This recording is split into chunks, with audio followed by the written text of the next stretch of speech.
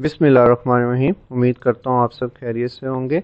बच्चों, chapter number 3 translatory motion के आज तमाम न्यूमेरिकल प्रॉब्लम्स को सॉल्व करेंगे। और स्टार्ट करने से पहले अगर आपने चैनल सब्सक्राइब नहीं किया तो चैनल सब्सक्राइब कर लें ताकि इस बुक के तमाम चैप्टर्स के असाइनमेंट्स और न्यूमेरिकल प्रॉब्लम्स का सलूशन आपको साथ साथ मिलता रहे।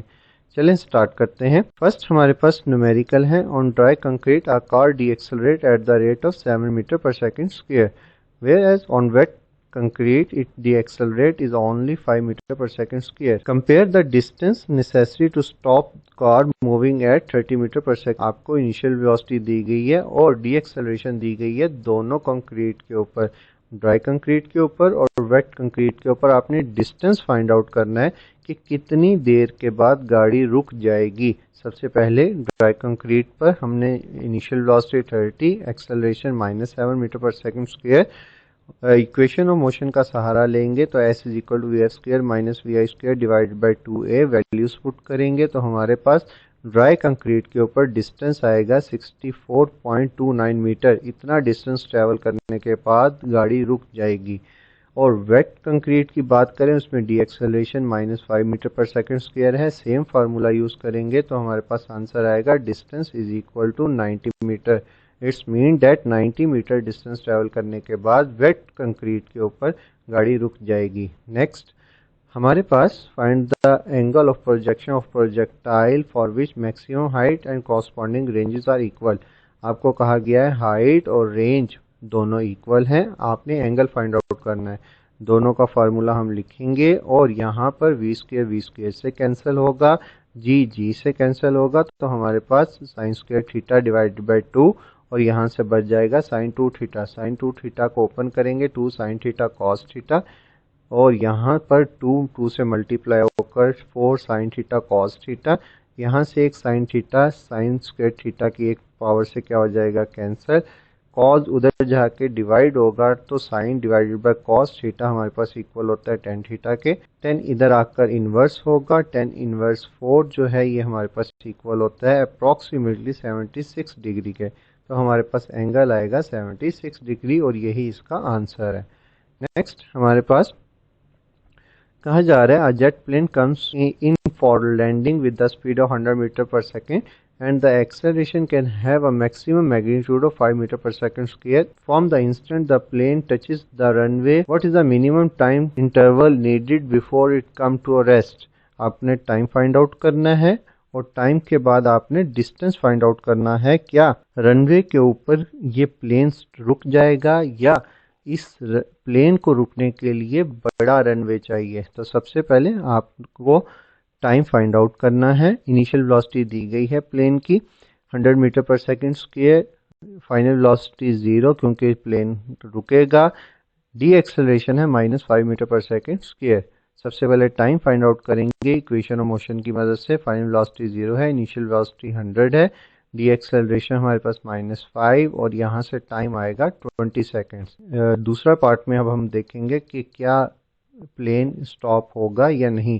प्लेन स्टॉप होगा या नहीं इस रनवे पे, उसके लिए हमें सबसे पहले डिस्टेंस फाइंड आउट करना पड़ेगा। इसमें भी इक्वेशन ऑफ मोशन यूज करेंगे डिस्टेंस फाइंड आउट करने के लिए। तो यहाँ से हमारे पास आंसर आएगा 1000 मीटर। लेकिन हमारे पास जो रनवे था वो जस्ट 0.8 किलोमीटर था, मतलब 800 मीटर था। तो हम साथ लिखेंगे the plane required 1000 meter to come to rest, so the plane can not safely land on this runway. Next है हमारे पास fourth numerical, a projectile is launched with the initial speed 21.8 meter per second at the angle of 35 degree above the horizontal. Determine the time of flight. Time of flight आपने find out करनी है, height of projectile आपने find out करनी है और साथ में range find out करनी है। सबसे पहले हमारे पास यहाँ पर इनिशियल वेलोसिटी गिवन है, टाइम ऑफ फ्लाइट आपने फाइंड आउट करनी है। टाइम ऑफ फ्लाइट का फार्मूला लगाएंगे, हाइट ऑफ फ्लाइट का फार्मूला लगाएंगे और रेंज ऑफ प्रोजेक्टाइल का फार्मूला लगाएंगे। तो हमारे पास यहाँ पे वैल्यूज सिंपल पुट करके हमारे पास इन तीनों के क्या आ जाएंगे, आंसर आ जाएंगे। नेक्स्ट हमारे पास है a projectile is launch horizontally from the top of 45.2 meter cliff and land a distance 17.6 meter from the base of the cliff. Determine the magnitude of the launch velocity. सबसे पहले आपने time find out करना है। Time find out करने के लिए जो हमारे पास वर्टिकल डिस्टेंस है उसको फाइंड आउट करेंगे। उसका फार्मूला होता है s is equal to 1/2 GT²। इसको हम y से भी रिप्रेजेंट कर सकते हैं।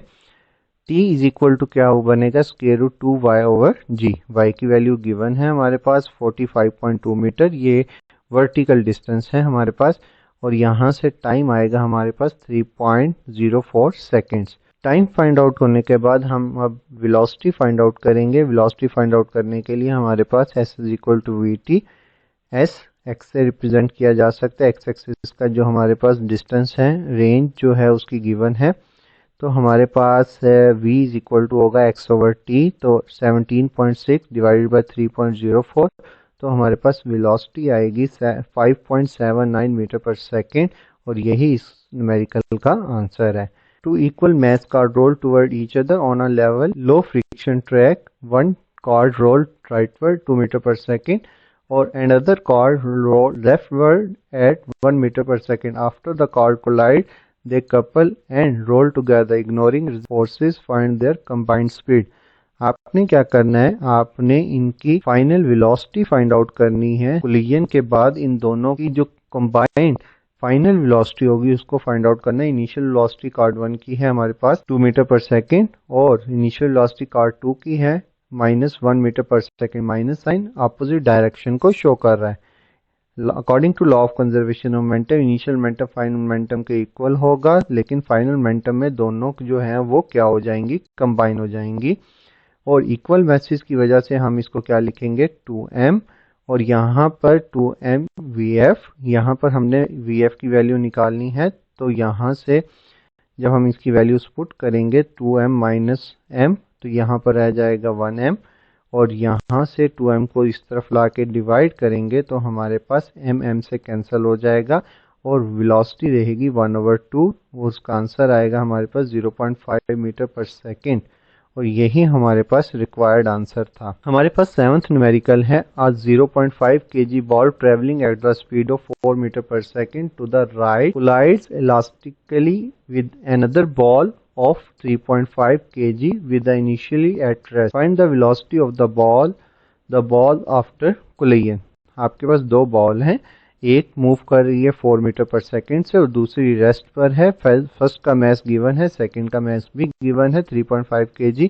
आपने कोलिजन के बाद पहली बॉल की वेलोसिटी और कोलिजन के बाद दूसरी बॉल की वेलोसिटी फाइंड आउट करनी है। ये दोनों फार्मूले आपको टॉपिक में गिवन है, जस्ट आपने वैल्यूज पुट करनी है। u2 0 है, मतलब इनिशियल वेलोसिटी बॉल 2 की 0 है, तो ये फैक्टर भी कैंसिल हो जाएगा और ये फैक्टर भी 0 हो जाएगा, कैंसिल हो जाएगा। तो हमारे पास यहाँ पर बचेगा -12 डिवाइडेड बाय 4, और यहाँ पर आंसर आएगा पहली बॉल की फाइनल वेलोसिटी आएगी -3 मीटर पर सेकेंड, और दूसरी बॉल की माइनस साइन शो कर रहा है हमारे पास कि बॉल टकरा कर वापस जाएगी क्योंकि उसका मैस बहुत कम है, जबकि फाइनल वेलोसिटी मैस 2 की जो होगी वो आएगी 1 मीटर पर सेकेंड। और यहाँ पर ये पूरा फैक्टर कैंसिल हो जाएगा, 4 डिवाइडेड बाय 4, और फाइनल वेलोसिटी आएगी सेकेंड बॉल की 1 मीटर पर सेकेंड।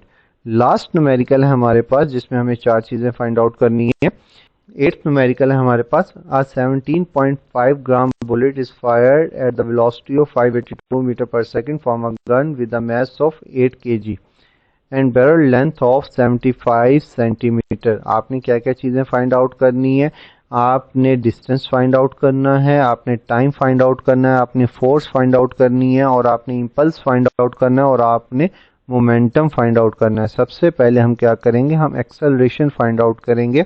एक्सेलरेशन फाइंड आउट करने के लिए इक्वेशन ऑफ मोशन का सहारा लेंगे, vf² is equal to vi² plus 2s, और यहाँ से ये हमारे पास एक्सेलरेशन आएगी। दोबारा हम इक्वेशन ऑफ मोशन को यूज करेंगे, vf is equal to vi plus at, और यहाँ से t इज इक्वल टू आ जाएगा क्योंकि इनिशियल वेलोसिटी 0 है, तो इनिशियल वेलोसिटी 0 होने की वजह से हमारे पास ये फार्मूला बनेगा t is equal to vf divided by a, और टाइम आएगा हमारे पास 0.00258 सेकेंड्स। और यहाँ से अगर हमारे पास टाइम आ गया है तो हमारे पास टाइम के बाद हम फाइंड आउट करेंगे फोर्स का एक्सेलरेशन हमने फाइंड आउट की थी। एक्सेलरेशन अगर आप पहले फाइंड आउट कर लेते हैं तो बाकी सारी वैल्यूज़ को निकालना बहुत आसान हो जाएगा। फोर्स का सिंपल फार्मूला लगाएंगे F is equal to M में और मल्टीप्लाई करेंगे हमारी बुक में ये आंसर गिवन है 3950।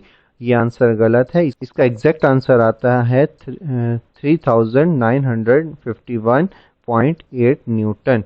और ये हमारे पास 4 आ गई। फोर्स के बाद इम्पल्स फाइंड आउट करेंगे। इम्पल्स का formula force multiply by time. Time अभी हमने निकाला था, फोर्स ये निकाली है। इन दोनों को जब हम मल्टीप्लाई करेंगे तो इम्पल्स आएगा 10.2 न्यूटन सेकेंड।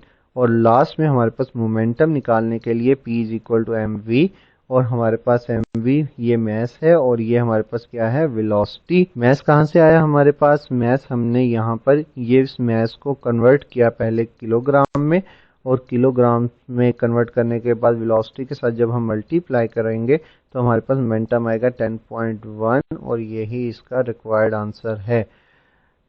ओके बच्चों, वीडियो अगर अच्छी लगी हो तो लाइक और सब्सक्राइब करना मत भूलिएगा। और इस बुक के जितने भी चैप्टर्स के न्यूमेरिकल असाइनमेंट्स का लिंक मैं डिस्क्रिप्शन में दे दूंगा। और अगर आपका कोई क्वेश्चन है तो आप मुझे व्हाट्सएप पर भी कांटेक्ट कर सकते हैं। थैंक यू, खुदा हाफिज।